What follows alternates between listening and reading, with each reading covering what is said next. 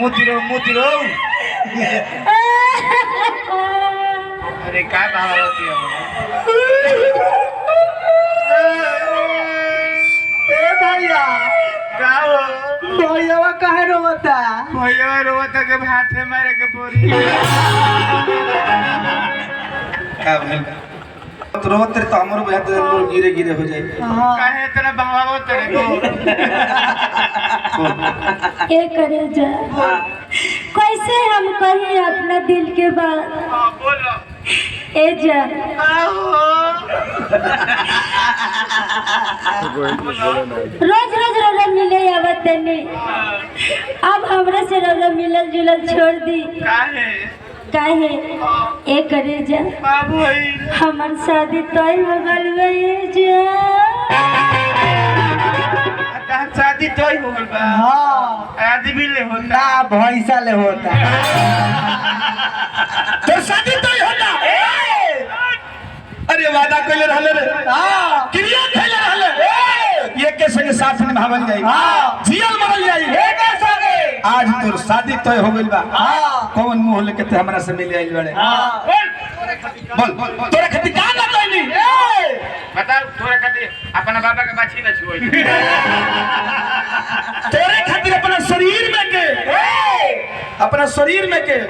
तोरे खातिर अपन लीवर पथरी गुर्दा मैं बेच देले यही लड़की के चलते प्रधान जी हम गांव में घूम के लाइटिंग साफ करते हैं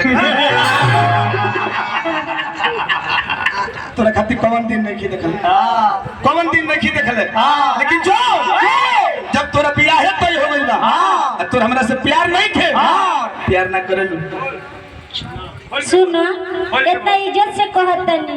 तू हमार पीछा छोड़ दे तू सुनते नहीं खा कहतनी कि हमार तू टेंशन मत कर तू अपन देखो हम अपन देखो तनी ठीक बात से हम अपन देखब तू अपन देखी लेकिन लास्ट में आइल भैया तने कर के हम तने छू ली इस सटप यू सटप ई का कहते हो ये कहते हैं माइंडिस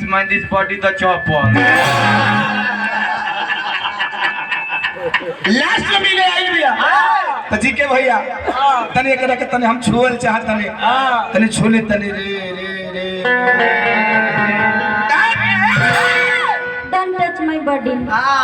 डोंट टच माय बॉडी सुबह भैया का कहती है की कहते हैं this is house boy father is गुंडा आज ही समय आ गई कि तू हमरा के दूर कर अब हमारा लगे हमसे तू प्यार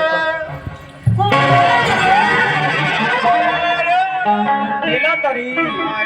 आज ठेला तारे रे लड़का कहता बाबुआ का हेलो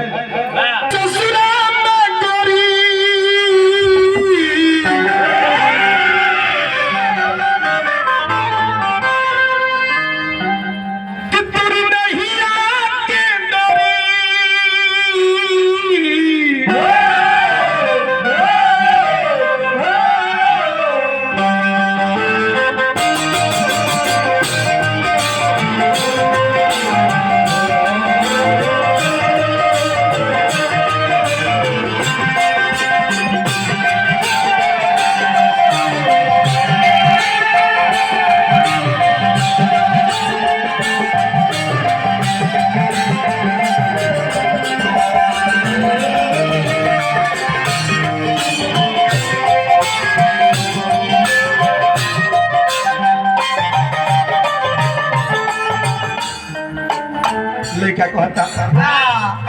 जय ससुराल में तोरी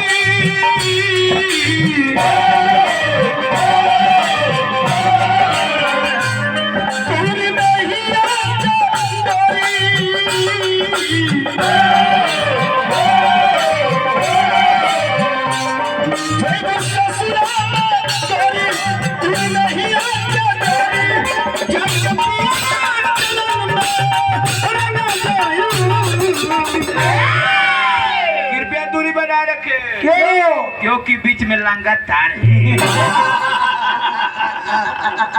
बीच में नंगा तार नहीं है। हाँ यही तो काला केबल है। हाँ बाबू रे 33,000।